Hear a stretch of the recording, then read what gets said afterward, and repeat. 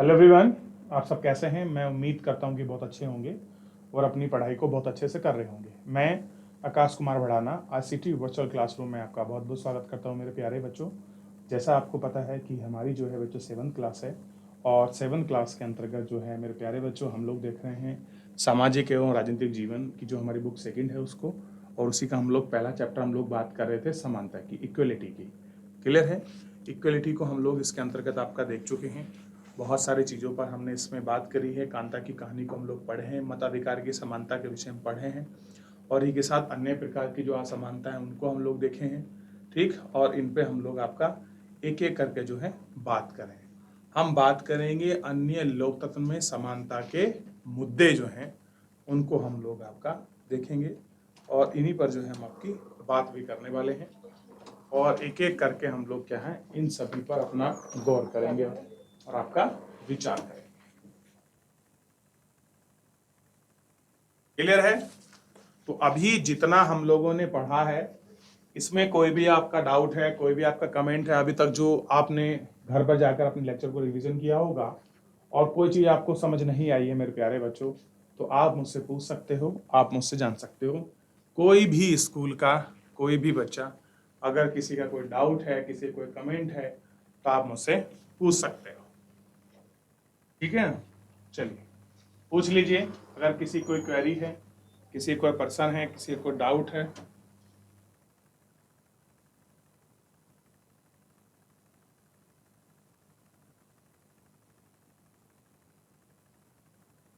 ठीक है, चलिए देखते हैं इसमें और देखने का प्रयास करते हैं। अन्य लोकतंत्र में समानता के मुद्दे। शायद आप सोच रहे होंगे कि क्या भारतीय लोकतंत्र ही ऐसा है जहां असमानता का अस्तित्व है। आप कह रहे हैं कि आप सोच रहे होंगे क्या केवल भारतीय लोकतंत्र में ही ऐसा है।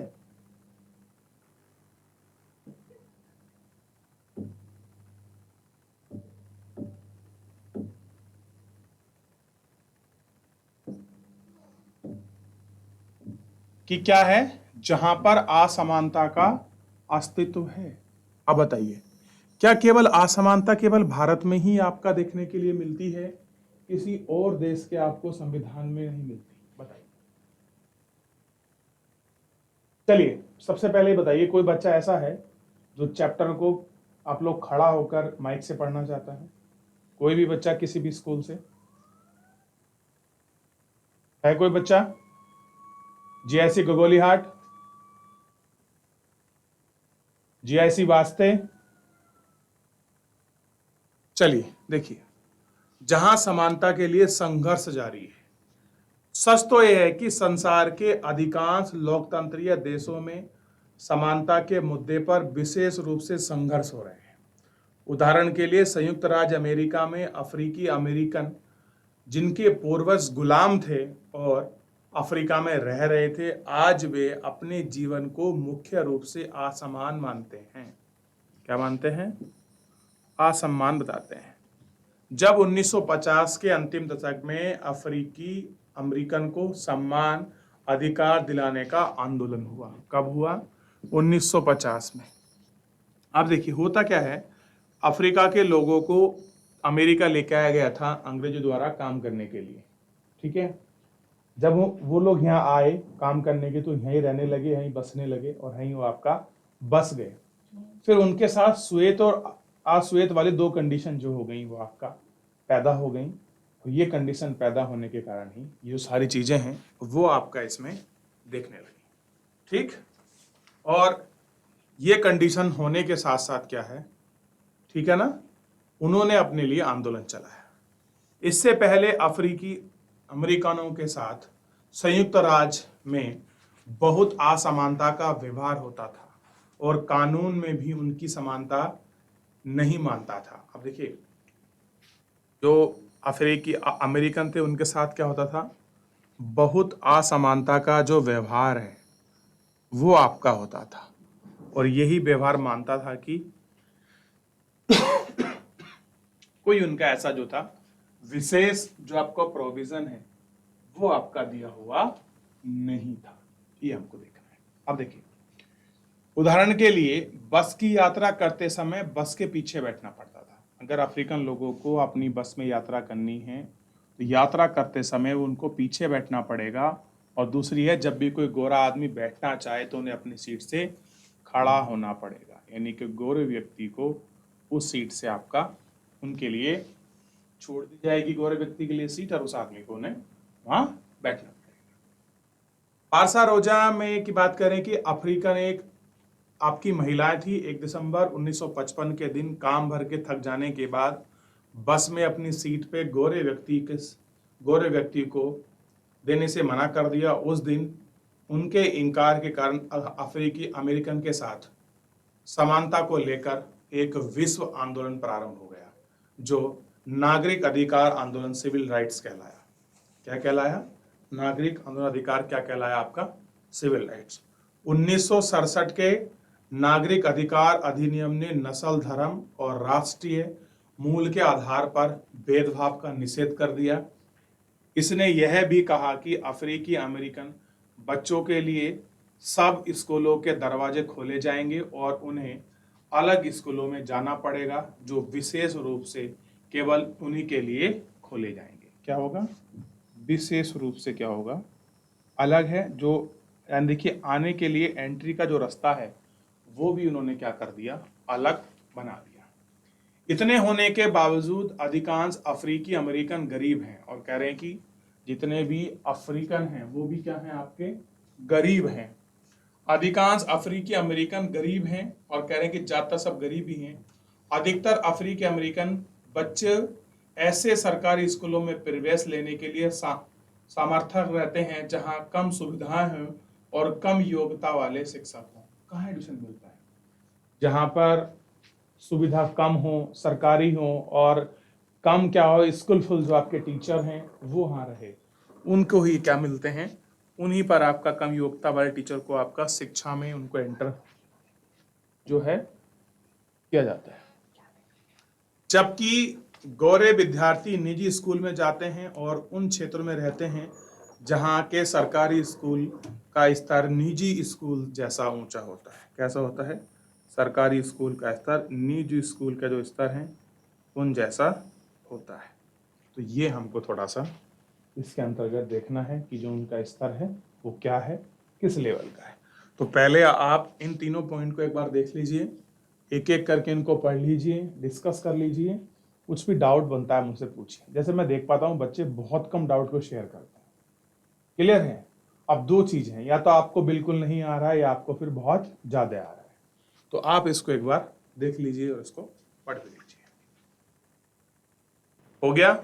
चलिए, देख लिया, आगे बढ़ते हैं। लोकतंत्र की चुनौतियां बताइए आप सबसे। तो अब चुनौती मतलब चैलेंजेस, कि हमारे डेमोक्रेसी में या किसी भी लोकतंत्र में क्या चुनौती होती है, उनको थोड़ा सा हम लोगों को इसमें देखना है। तो कह रहे हैं किसी भी देश को पूरी तरह से लोकतांत्रिक नहीं कहा जाता, कि कोई भी देश क्या है, टोटली आपका डेमोक्रेटिक कंट्री नहीं है। हमेशा से ही ऐसे समुदाय और व्यक्ति होते हैं जो लोकतंत्र को नए अर्थ देते हैं। कहते हैं कुछ ऐसे समुदाय हैं, कुछ ऐसे व्यक्ति हैं जो क्या करते हैं? लोकतंत्र को ऐसे व्यक्ति आपका देते हैं जो लोकतंत्र को नए अर्थ देते हैं, अधिक से अधिक असमानता को नए सवाल उठाते हैं, और जिनके केंद्र में वह संघर्ष है जो व्यक्तियों को समानता दिलाने का पक्षधर है। इस पुस्तक में आप पढ़ेंगे कि किस तरह से समानता का प्रश्न भारतीय लोकतंत्र में हमारे दैनिक जीवन के विभिन्न पहलुओं को प्रभावित करता है। कह रहे जो समानता का जो आपका प्रश्न है, ये समानता का प्रश्न कैसे हमारे दैनिक जीवन के जो पहलू हैं, उन दैनिक जीवन के पहलुओं को आपका प्रभावित करता है। ये हमको थोड़ा सा इसमें देखना है। इन पाठों के विचार कीजिए, क्या इन सब व्यक्ति के लिए समानता और आत्मसम्मान को ऊंचा रखने की भावना को लोविका का जो है आपका स्वीकार नहीं करता। ठीक है? इन पाठों को पढ़ते हुए विचार कीजिए कि आप सब व्यक्तियों की समानता और आत्मसम्मान को ऊंचा रखने की भावना को लोग स्वीकार करते हैं या नहीं करते हैं। देखिए,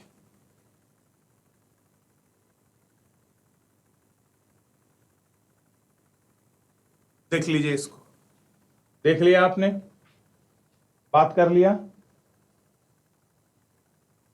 क्लियर है, याद रहेगा इतना।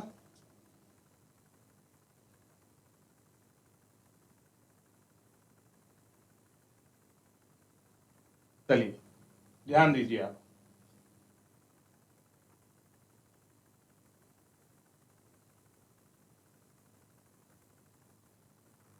चलिए तो ये हमने सारा जो है इसमें देखा, और आप ध्यान दीजिए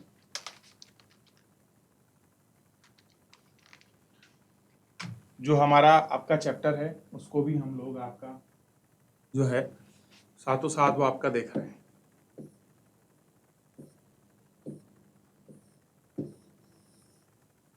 ओम प्रकाश वाल्मीकि के विषय में हम लोग पढ़ चुके हैं, उनकी किताब के विषय में पढ़ चुके हैं, ठीक है। और जो था इसमें हम लोग जो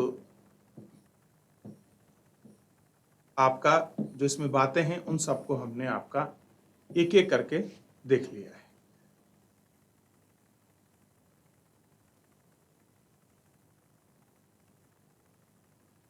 अब देखिए थोड़ा सा जो है हम इसमें आपका देखते हैं मानवीय गरिमा का मूल्य। क्या देखेंगे हम लोग? मानवीय गरिमा का जो मूल्य है उसको हम लोग आपका देखते हैं, ठीक।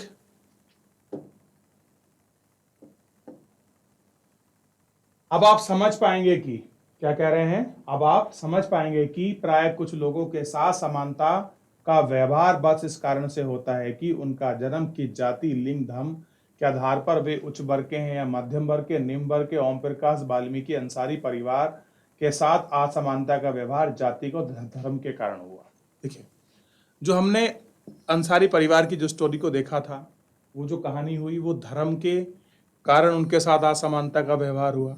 ओम प्रकाश वाल्मीकि की जो कहानी देखी हमने जातिगत व्यवस्था के आधार पर हमने देखा कि ये जो भेदभाव है वो भेदभाव आपका किया जा रहा था।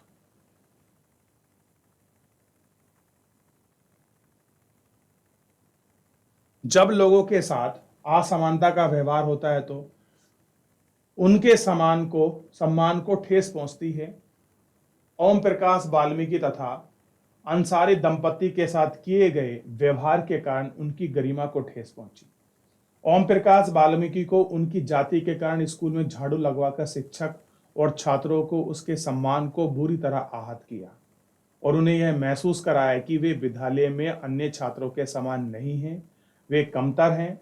बच्चों के कारण होने के ओम प्रकाश वाल्मीकि ने स्वयं इसके बारे में और अधिक कुछ नहीं कह सकते और कह रहे हैं कि इससे ज्यादा वो कुछ और जो है आपका नहीं कह सकते। क्लियर है?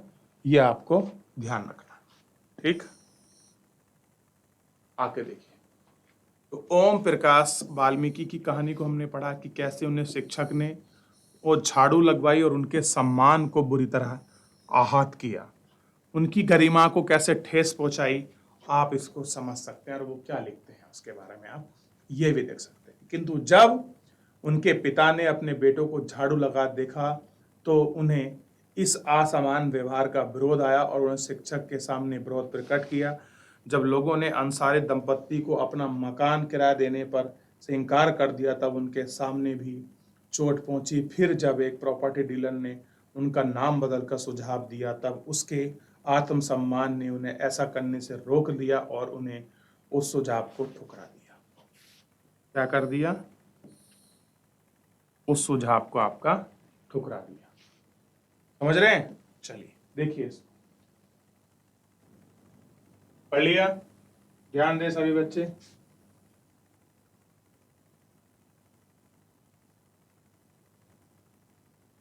हुआ बच्चों? किसी कुछ पूछना है इसमें? आगे बढ़ जाएं, ध्यान दीजिए। अब सबसे पहले ना, अब मैं अभी इनके बारे में देखेंगे। ओम प्रकाश और अंसारी दंपत्ति के साथ ऐसा व्यवहार नहीं होना चाहिए था। वे उसी सम्मान और गरिमा के हकदार थे जो अन्य किसी व्यक्ति को मिलता था। क्या करते थे? अन्य किसी व्यक्ति को जो सम्मान मिलता था वो उसी के क्या थे? हकदार थे। 1975 में बनी दीवार फिल्म भी जूते पॉलिश करने वाला एक लड़का फेंक कर दिखाता है कि पैसे उठाने से इनकार कर देता है। वह मानता है कि उसने काम किया है और गरिमा और उसका भुगतान उसे आदर से किया जाना चाहिए। देखिए, एक दीवार फिल्म का सीन दिखाया है। क्या आपको आपके जीवन में कोई ऐसी घटना याद है जो आपकी याद को चोट पहुंचाता है और आपको उस समय कैसा महसूस हुआ होगा? ठीक है, देखिए, दो व्यक्ति अपने शू पॉलिश करा रहे हैं बच्चों से, उसका दिखाया गया है, और वो उसको पैसे नीचे फेंक देता है। वो कहता है कि मैंने काम किया है और मुझे पैसा मेरे हाथ में चाहिए। यानी कि वो सम्मान और गरिमा का पैसा लेना चाहता है। ऐसा नहीं कि बस उन्हें खैरात की तरह फेंक दिया और उसको उठा लेगा, नहीं, पैसा हाथ में रखने की बात कर रहा है। तो ये दीवार फिल्म का एक शॉट था जो इसमें हमको दिखाया गया है। भारतीय लोकतंत्र में समानता की बात हम लोग करेंगे कि भारतीय लोकतंत्र में आखिर में किस प्रकार की आपकी समानता है, क्या उसकी स्थिति है, थोड़ा सा उसको पढ़ लेते हैं। भारतीय संविधान में सब व्यक्ति को समान मानता है। इसका अर्थ है कि देश के चाहे वे पुरुष हों या स्त्री हों, किसी भी जाति, शैक्षणिक पृष्ठभूमि से संबंध रखते हैं, वे सब समान माने जाएंगे। लेकिन बाद में भी हम यह नहीं कह सकते कि असमानता खत्म हो गई है या खत्म नहीं हुई है। फिर भी कम से कम भारतीयों को संविधान के सब व्यक्तियों की समानता के सिद्धांत को माना गया है। क्या माना गया है? सब व्यक्तियों के जो सिद्धांत है उस सिद्धांत को आपका जो है माना गया है। जहां पहले भेदभाव और दुर्व्यवहार से लोगों की रक्षा करने के लिए कोई कानून नहीं था, अब अनेक कानून लोगों के समान और उनके साथ समानता के व्यवहार वालों को सुनिश्चित करने के लिए मौजूद है। कैसा है? जो सब चीजें हैं, समानता का व्यवहार, इन सबको आपका करने के लिए, इन सबको सुनिश्चित करने के लिए आपका व्यवहार है, ये आपको देखना है। ठीक,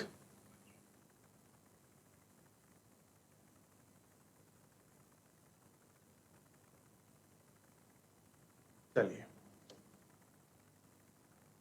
समानता को स्थापित करने के लिए संविधान में जो प्रावधान है उसमें कुछ निम्नलिखित हैं। प्रथम, कानून की दृष्टि में हर व्यक्ति समान है। इसका तात्पर्य है कि हर व्यक्ति को देश के राष्ट्रपति से लेकर कांता जैसी घरेलू काम करने की नौकरी करने वाली महिला तक के लिए सभी को एक जैसे कानून का पालन करना होगा। अब यानी कि हमारे यहाँ क्या प्रोविजन है? चाहे देश के राष्ट्रपति हों, ध्यान दीजिए बच्चों, क्या हो? देश के राष्ट्रपति हों या फिर काम करने वाली कांता, सबके लिए क्या है? एक जैसे कानून का प्रोविजन है, यानी कि एक समान कानून का अधिकार। और ये क्या है? ये समानता को स्थापित करने के लिए भारतीय संविधान में उल्लेखित प्रावधान है कि चाहे कोई राष्ट्रपति हो, देखिए, राष्ट्रपति देश के प्रथम नागरिक और सर्वोच्च व्यक्ति होते हैं, सर्वोच्च पद पर है। चाहे वो हो, चाहे घरों में काम करने वाला कोई भी व्यक्ति हो, सबके लिए समान कानून का आपका प्रावधान है। और उस प्रावधान को आप लोग देख सकते हैं और उसको समझ भी सकते हैं। क्लियर है? ये आपको देखना होगा और ये आपको समझना होगा। दूसरे किसी भी व्यक्ति के साथ उसके धर्म, जाति, वंश, जन्म स्थान या उसके स्त्री या पुरुष होने के आधार पर भेदभाव नहीं कर सकते। क्या नहीं कर सकते? उसके आधार पर आप जो है भेदभाव जो है आप नहीं किया जा सकता। तीसरा, हर व्यक्ति सार्वजनिक स्थानों पर जा सकता है जिसमें खेलने के मैदान, होटल, दुकान, बाजार आदि सम्मिलित हैं। सब लोग सार्वजनिक कुओं, सड़कों, नहरों के घाटों का उपयोग कर सकते हैं। और चौथा, अस्पृश्यता का उन्मूलन कर दिया गया है। कह रहे जो अनटचेबिलिटी है, जो अछूत मानते थे, जिनको हम छू नहीं सकते थे या कहते थे कि इनको छू दिया तो आप पवित्र हो जाएंगे, इस तरह की चीजें करते थे। अगर आप इस तरह की चीजों को एक्सप्लेन करते हैं, उनको बढ़ावा देते हैं, या आप किसी को होटल, दुकान, बाजार इत्यादि के साथ अगर आप कोई ऐसा व्यवस्था करते हैं तो क्या होगा?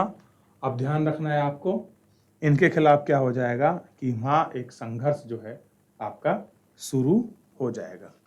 ये आपको ध्यान रखना है। एक बार इसको देख लीजिए, पढ़ लीजिए, कुछ डाउट बनता तो आगे पूछें। क्लियर है? चलिए आगे बढ़ते हैं। इतना अगर आपने देख लिया है। शासन ने संविधान द्वारा मान्यता दिए गए समानता के अधिकार को दो तरह से लागू किया है। कह रहे संविधान में जो आपका समानता का अधिकार है उसको दो तरह से लागू किया है। पहला, कानून द्वारा और उसके द्वारा सरकार की योजना व कार्यक्रम को सुविधाजनक समाज में मदद करके भारत के अनेक कानून हैं जो व्यक्ति के समान व्यवहार प्राप्त करने का अधिकार की रक्षा करते हैं। कानून के साथ साथ सरकार ने समुदायों को जिनके सैकड़ों वर्षों तक असमानता का व्यवहार हुआ है उनका जीवन सुधारने के लिए अनेक कार्यक्रम और योजनाएं लागू की हैं। ये योजनाएं यह सुनिश्चित करने के लिए चलाई गई हैं कि जिन लोगों को अतीत में अवसर नहीं मिले हैं अब उन्हें अधिकार प्राप्त हो सके। क्या कर रहे हैं? कुछ ऐसी योजनाओं को चला रहे हैं, कुछ ऐसा अब आपका क्रियान्वयन हम लोग कर रहे हैं जो क्या हो सके, ध्यान रखना है, जो अतीत में जो चीज़ उनको अवसर नहीं मिले वो अवसर उनको आपका प्राप्त करा सकें, वो सुविधाजनक वो जीवन जो है उनको दे सकें, ये हमको देखना है। क्लियर है? ये हमको इस पर जो है आपका बात करनी है। इस दिशा में सरकार द्वारा उठाए गए कदम यह है मध्य भोजन की व्यवस्था। अब देखिए, आप ये मिड डे मील का देख रहे होंगे। मैंने आपको पिछली क्लास में भी बताया था कि जो मिड डे मील की व्यवस्था है इसने क्या सुनिश्चित किया है। पहले क्या करते थे, पहले बच्चे स्कूल पढ़ने आते थे और जैसे स्कूल आगे दोपहर के बाद वो लंच करने के लिए घर जाते थे और वापस आते नहीं थे। लेकिन जैसे ही मिड डे मील की व्यवस्था चली तो बच्चे क्या होने लग गए, वापस जो है इसमें आने लग गए थे। इस कार्यक्रम के अंतर्गत सभी सरकारी प्राथमिक स्कूलों के बच्चों को दोपहर का भोजन स्कूल द्वारा दिया जाएगा। क्या नियम बनाया गया कि बच्चों को जो है दोपहर का जो भोजन है वो दिया जाएगा। यह योजना भारत में सर्वप्रथम तमिलनाडु में प्रारंभ की गई थी और 2001 में उच्चतम न्यायालय ने सभी राज्यों को राज्य सरकारों को इसे अपने स्कूल में 6 माह के अंदर आरंभ करने के लिए कहा गया। कोर्ट ने भी इसको निर्देश कर दिया, सुप्रीम कोर्ट ने, कि जितने भी राज्य हैं वो सभी अपने स्कूल में 6 महीने के अंदर क्या करेंगे, इसको पूरी तरह से आपका लागू करेंगे। कार्यक्रम की काफी सकारात्मक प्रभाव हुआ। उदाहरण के लिए दोपहर का भोजन मिलने के कारण गरीब बच्चों ने अधिक संख्या में स्कूल में प्रवेश लेना, नियमित रूप से स्कूल जाना शुरू कर दिया। क्या कर दिया? प्रवेश लेना और स्कूल जाना जो है आपका शुरू आपका कर दिया। शिक्षक बताते हैं कि पहले बच्चे खाना खाने घर जाते थे। पहले क्या बोल रहे हैं कि जो बच्चे हैं वो आपके खाना खाने घर जाते थे और वो स्कूल से नहीं लौटते थे, परंतु जब से स्कूल में मध्यांतर भोजन मिला है उनकी उपस्थिति में कैसा हो गया है, काफी आपका सुधार हो गया है। ठीक है। माताएं जिन्हें अपना काम छोड़कर स्कूल को बच्चों के लिए खाना खिलाना पड़ता था वो अब ऐसा नहीं कर पाती हैं क्योंकि अपना काम प्रॉपर कर रही हैं, क्योंकि दोपहर में स्कूल में भोजन जो है आपका मिल जाता है। इस कार्यक्रम ने जातिगत समूह पूर्वाग्रह को कम करने में भी सहायता की है क्योंकि स्कूल में सभी जातियों के बच्चे साथ साथ भोजन करते हैं और कुछ स्थानों पर बच्चे भोजन पकाने के लिए दलित महिला पर काम पर रखी गई हैं। मध्यांतर भोजन कार्यक्रम, ध्यान दीजिए, ने निर्धन महिलाओं को भूख मिटाने और सहायता की है। यह प्राय खाली पेट स्कूल आते थे और के कारण पढ़ाई पर ध्यान केंद्रित नहीं कर पाते थे। कह रहे कि बहुत से बच्चे ऐसे थे जो आपके गरीब परिवार के थे और वहाँ वो आते थे और उसके बाद क्या करते थे, वो खाली पेट आते थे और पढ़ाई पर पूरा जो अपना फोकस था वो नहीं कर पाते थे। यद्यपि शासकीय कार्यक्रम अवसरों की समानता बढ़ाने में महत्वपूर्ण भूमिका निभा रहे हैं, किंतु अभी भी बहुत कुछ करने की आवश्यकता है। मध्य भोजन कार्यक्रम ने निर्धन बच्चों को स्कूल में प्रवेश और उनकी उपस्थिति तो बढ़ा दी है, लेकिन फिर भी इस देश में स्कूल और जहां अमीर के बच्चे जाते हैं उन स्कूलों में बहुत अलग है। ऐसा है, बहुत चीजें जहां आज भी अलग हैं। गरीबों के बच्चे आज जहां पढ़ते हैं, आज भी देश के कई स्कूल हैं जिनमें ओम प्रकाश वाल्मीकि दलित जैसे बच्चों के साथ भेदभाव और असमानता का व्यवहार किया जाता है। क्या हो रहा है उनके साथ? अनइक्वलिटी हो रही है। इन बच्चों को ऐसी असमानता की स्थिति में ढकेला जाता है जहां उनकी सम्मान की रक्षा नहीं हो पाती। इसलिए जो कानून बने हैं वो लोगों को समझाने में, समान समझाने में क्या करे, वो आपका इनकार कर देते हैं। यानी कि अगर प्रोविजन है तो आज भी नहीं मिल रहा है लोगों को, समान का जो अधिकार है, समानता का, वो नहीं मिल पा रहा है। जातिगत आधारित आपकी चीजें बनी हुई हैं और असमानता का जो व्यवहार है वो आज भी कहीं हमें झेलना पड़ रहा है। देख रहे हैं बच्चों? चलिए बताइए, इसमें कुछ डाउट हो तो, कुछ भी पूछना हो। देखिए, हम लोग, चाहे हमारा वो कानून हो, चाहे सामाजिक बनी व्यवस्था हो, इन सबको तोड़ने के लिए ही हम लोग चाहते हैं कि जो हमारे हर व्यक्ति को सम्मान, गरिमापूर्ण आपका जीवन मिले, वो गरिमा से अपना जीवन को जी सके, उसकी रक्षा कर सके। इन सभी को हम लोगों ने आपका देखा है और उस पर आपका बात की है। क्लियर है? और इनको हमने गौर करके भी आपका देखा है। क्लियर है? आप इसको समझ लीजिए, देख लीजिए कि किस तरह से असमानता के व्यवहार को झेलने वाले लोग उसमें प्रयासरत हैं। देखिए, पढ़ लिया आप लोगों ने, देख लिया, समझिए। इसका मुख्य कारण यह है कि दृष्टिकोण में बहुत धीरे धीरे परिवर्तन आता है। यदि लोग यह जानते हैं कि मतभेद का कानून व्यवहार के विरुद्ध है, फिर भी वे जाति, धर्म, अपंगता, आर्थिक नीति और महिलाओं के होने के आधार पर से असमानता का व्यवहार करते हैं। वर्तमान दृष्टिकोण को बदलना तभी संभव है जब लोगों का यह विश्वास करने लगे कि कोई भी कमतर नहीं है और हर व्यक्ति सम्मानजनक व्यवहार का अधिकारी है। प्रजातंत्र समाज के समानता स्थापित करने के लिए सतत संघर्ष है, जिसमें व्यक्ति और विभिन्न समाजों का सहयोग देना है। इस पुस्तक में आप इसके बारे में और अधिक पढ़ेंगे। कह रहे कि जितनी चीजें हैं कि कैसे आपको सम्मान मिलना चाहिए, कैसे क्या चीजें होनी चाहिए, किस तरह के सम्मान की इसमें बात कर रहे हैं, किस तरह से जाति, धर्म और अपंगता जो हैं, इनकी आर्थिक स्थिति और महिलाओं के जो कारण हैं और जो व्यवहार हैं, आप इन्हें कैसे बदल सकते हैं, इनकी सारी स्थिति को एक एक करके आप इसमें देख सकते हैं। वर्तमान दृष्टिकोण को बदलना तभी संभव है जब लोग विश्वास करने लगे कि कोई कमतर नहीं है और हर समान सम्मानजनक व्यवहार का अधिकारी है। ठीक, ये आपको ध्यान रखना है। क्लियर है? देख रहे हैं इसको? देख लिया बच्चों? क्लियर है? आप थोड़ा इसमें ध्यान दीजिए। एक व्यक्ति की शख्सियत है, आपको पढ़ना होगा डॉक्टर भीमराव अंबेडकर जी के ऊपर। ये ऐसी महान शख्सियत हुई है, आप जिनके जीवन के बारे में पढ़ोगे आपको बहुत कुछ देखने के लिए मिलेगा। क्लियर है? देख लीजिए आप। अपने आत्मसम्मान को दांव पर लगाकर जीवित रहना अशोभनीय है। आत्मसम्मान जीने का सबसे जरूरी हिस्सा है कि इसके बिना व्यक्ति नगण्य है। आत्मसम्मान के साथ जीवन बिताने के लिए व्यक्ति को कठिनाई पर विजय प्राप्त करनी होती है। केवल कठिनाई और निरंतर से ही व्यक्ति बल और विश्वास और मान्यता को प्राप्त करता है।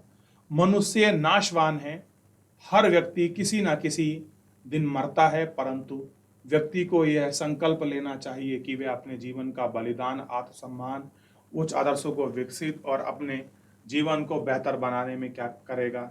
कि साहसी व्यक्ति के लिए आत्मसम्मान सहित जीवन जीने के लिए अधिक सुशोभित है या कुछ और नहीं। डॉक्टर भीमराव अंबेडकर कह रहे हैं कि आदमी को गरिमा के साथ जीवन जीने का सबसे बड़ा सुशोभित है या फिर किसी तरह से भी जो अपना जीवन जी रहा है वो उसके लिए ज्यादा सुशोभित है। तो आप बच्चों एक बार अपने लेक्चर को पूरा अच्छे से रिवीजन करके आइए, जितना पढ़ा है उसको पढ़िए, फिर आप जुड़िए, कुछ डाउट आप मुझसे पूछिए तो हम आपका डाउट लेंगे नेक्स्ट लेक्चर में। फिलहाल जो है मेरे प्यारे बच्चों, आज के लिए हम अपने लेक्चर को यहीं समाप्त करते हैं। मिलते हैं नेक्स्ट लेक्चर में। तब तक अपना ध्यान रखना, स्वस्थ रहिए, अपनी पढ़ाई को बहुत अच्छे से करते रहिए और मुझसे जुड़ने के लिए आपका बहुत बहुत धन्यवाद।